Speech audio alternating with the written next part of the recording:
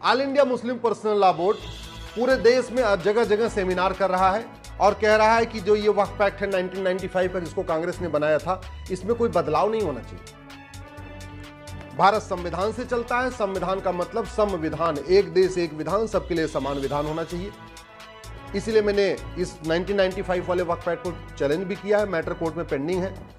लेकिन अब ये लोग जिद कर रहे हैं, कांग्रेस भी जिद कर रही है, सपा भी जिद कर रही है, डीएमके भी जिद कर रही है, लालू की पार्टी भी कह रही है कि नहीं वक्फ एक्ट चलना चाहिए, इसमें कोई बदलाव नहीं होना चाहिए। तो मैं आज एक दूसरा सुझाव दे रहा हूं। ठीक है, वक्फ एक्ट चलने दीजिए, ये 1995 वाला ही चलने दीजिए, लेकिन इसी जितनी शक्तियां इसमें हैं, जितनी धाराएं इसमें हैं, जितने क्लॉजेज इसमें हैं, बिल्कुल इसी को कॉपी पेस्ट करके आप एक हिंदू दान अधिनियम बना दीजिए। जैसे वक्फ एक्ट है ऐसे हिंदू दान एक्ट बना दीजिए। जैसे इस वक्फ एक्ट में वक्फ बोर्ड का प्रावधान है, वक्फ ट्रिब्यूनल का प्रावधान है, जितनी शक्तियां वक्फ बोर्ड को है वैसे ही आप एक हिंदू दान बोर्ड बनाइए और वो सारी शक्तियां होनी चाहिए जो वक्फ बोर्ड के पास।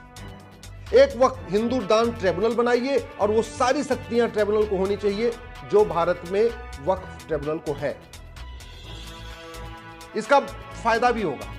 फायदा यह है कि जो हिंदुओं के मठ मंदिर मुगलों के द्वारा तोड़े गए, कब्जा किए गए, उनका मुकदमा कोर्ट से बंद हो जाएगा और वो सीधे सीधे आ जाएगा हिंदू ट्रिब्यूनल में आ जाएगा। भाई अभी मस्जिद का विवाद, मजार का विवाद, दरगाह का विवाद कहां जाता है?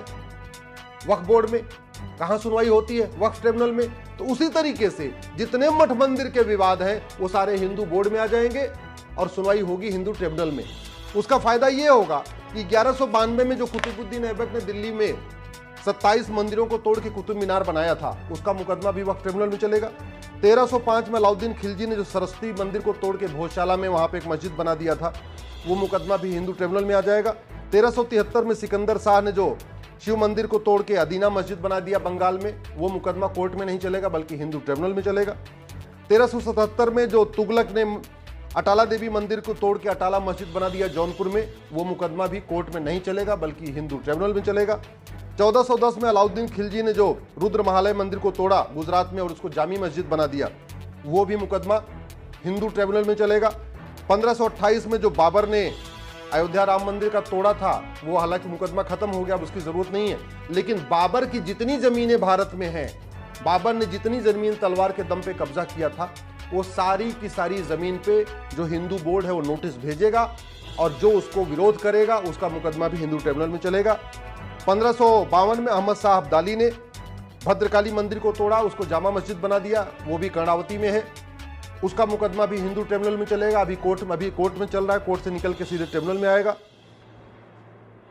1669 में औरंगजेब ने जो काशी विश्वनाथ मंदिर को तोड़ा, अभी उसका मुकदमा कोर्ट में चल रहा है, वो कोर्ट में नहीं चलेगा। विष्णु जैन जी, हरिशंकर जैन जी उसको बहस करेंगे आके अपना हिंदू ट्रिब्यूनल में, वहां से ट्रांसफर हो जाएगा। 1670 में औरंगजेब ने जो भगवान कृष्ण का जन्म स्थान तोड़ा था, उसको ईदगाह मस्जिद बना दिया, वो मुकदमा भी जो मथुरा की अदालत में चल रहा है, उस अदालत से हटके सीधे हिंदू ट्रिब्यूनल में चला जाएगा। पूरे भारत में जैसे जहां जहां वक्फ बोर्ड है, जिन जिन राजधानियों में वक्फ बोर्ड है, उन सभी राजधानियों में वक्फ बोर्ड के ऑफिस के बगल में बढ़िया हिंदू बोर्ड और हिंदू ट्रिब्यूनल भी चलेगा। पूरे उत्तर प्रदेश का मुकदमा, जो मठ मंदिर का मुकदमा होगा या बाबर, हुमायूं, तुगलक, गजनी, गोरी की जमीन का मुकदमा होगा या नवाबों की जमीन का मुकदमा होगा या निजामों की जमीन का मुकदमा होगा, वो सारे मुकदमे डिस्ट्रिक्ट कोर्ट से हट जाएंगे और सीधे सीधे उन सभी राज्यों में जो हिंदू बोर्ड होगा, हिंदू ट्रिब्यूनल हो, वहां चलेगा। जैसे वक्फ बोर्ड में सर्वेयर के पास अधिकार है कि वो रेगुलर सर्वे करता रहता है और डिक्लेयर करता रहता है कि भैया ये जमीन वक्फ की है, वैसे हिंदू बोर्ड में भी सर्वेयर होगा, हिंदू ट्रिब्यूनल में भी सर्वेयर होगा और हिंदू बोर्ड भी अपनी सारी मुकदमों, सारी जमीनों की सर्वे कराएगा और सर्वे कर करके उसको डिक्लेयर करता रहेगा।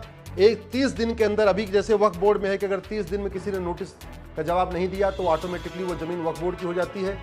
ऐसे ही अखबारों में नोटिस दी जाएगी कि फला फला जमीन, फला फलानी मस्जिद, फलानी दरगाह, फलाना जितने भी स्थान है ये सारे हिंदुओं के हैं और अगर 30 दिन में कोई जवाब नहीं देगा तो सारा का सारा जमीन हिंदुओं का हो जाएगा। और कोई अगर विरोध भी करेगा तो मुकदमा हिंदू ट्रिब्यूनल में चलेगा।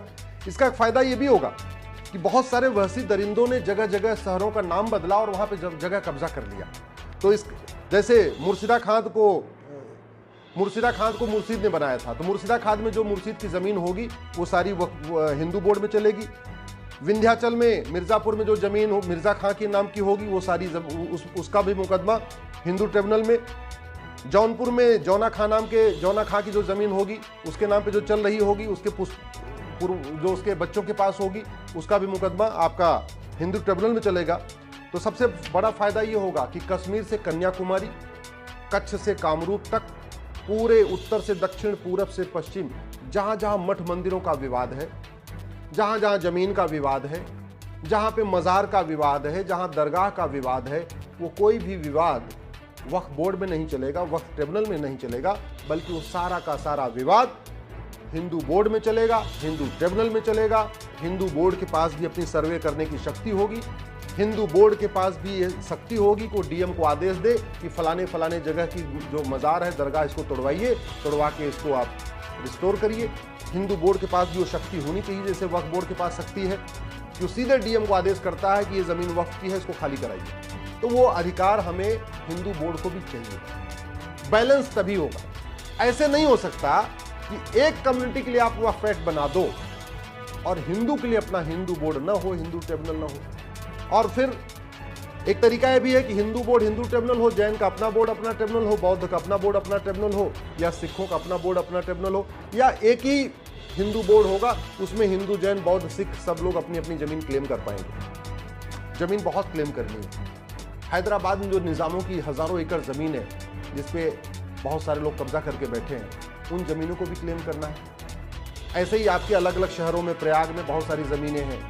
पूरे देश में जो सिविल लाइन बनी हुई हैं, उन सिविल लाइन की जो ज़मीनें हैं उन पे भी कम से कम हिंदू बोर्ड को अधिकार होगा कि वो जाके क्लेम करे। और भारत में भाई 15वीं शताब्दी के पहले कोई मुस्लिम तो था नहीं, सब लोग कन्वर्टेड हिंदू, उसके बाद ही लोग कन्वर्ट हुए हैं। आज की डेट में जो मुस्लिम्स हैं ये 99% कन्वर्टेड हिंदू हैं। उनको उनके पास और उनको हिंदू बोर्ड में आने में कोई दिक्कत नहीं, स्वाभाविक सी बात है भाई, वो कन्वर्टेड हिंदू है ना। तो वक्फ बोर्ड में जाएं, वक्फ ट्रिब्यूनल में जाएं, या हिंदू बोर्ड हिंदू ट्रिब्यूनल में जाएं, क्या फर्क पड़ता है। इसलिए मेरा सरकार से निवेदन है, अब आप एक काम करिए, इनकी बात मान लीजिए। जो राहुल गांधी कह रहे हैं, जो अखिलेश यादव कह रहे हैं, जो ओवैसी कह रहे हैं, या पर्सनल लॉ बोर्ड कह रहा है, जमीयत उलमा हिंद कह रहा है, उनकी बात मान लीजिए। आप वक्फ एक्ट को चलने दीजिए। बस इसका एकदम कॉपी पेस्ट, एक एक धारा, एक एक शब्द वही। बस जहां जहां वक्फ लिखा है वहां वहां दान लिख दीजिए, जहां वक्फ बोर्ड लिखा हुआ है वहां हिंदू बोर्ड लिख दीजिए, जहां वक्फ ट्रिब्यूनल लिखा हुआ है वहां हिंदू ट्रिब्यूनल लिख दीजिए।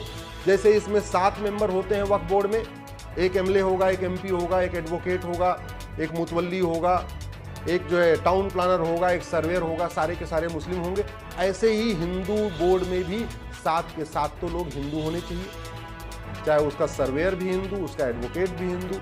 ऐसे ट्रिब्यूनल में भी जो कम्बिनेशन है ठीक वही कम्बिनेशन आप हिंदू बोर्ड को भी दे दीजिए, दोनों को बराबर अधिकार रहेगा। अब सवाल ये आएगा कि अगर एक जमीन को मुस्लिम कहते हैं ये तो हमारी वक्फ जमीन है, और हिंदू कहते हैं ये हमारी दान की जमीन है, तो मुकदमा कहाँ चलेगा। तो स्वाभाविक सी बात है, हिंदू तो यहाँ लाखों साल से रहते आ रहे हैं, हजारों साल से आ रहे हैं, तो मुकदमा कहाँ चलेगा, वो चलेगा वक्फ बोर्ड और ट्रिब्यूनल।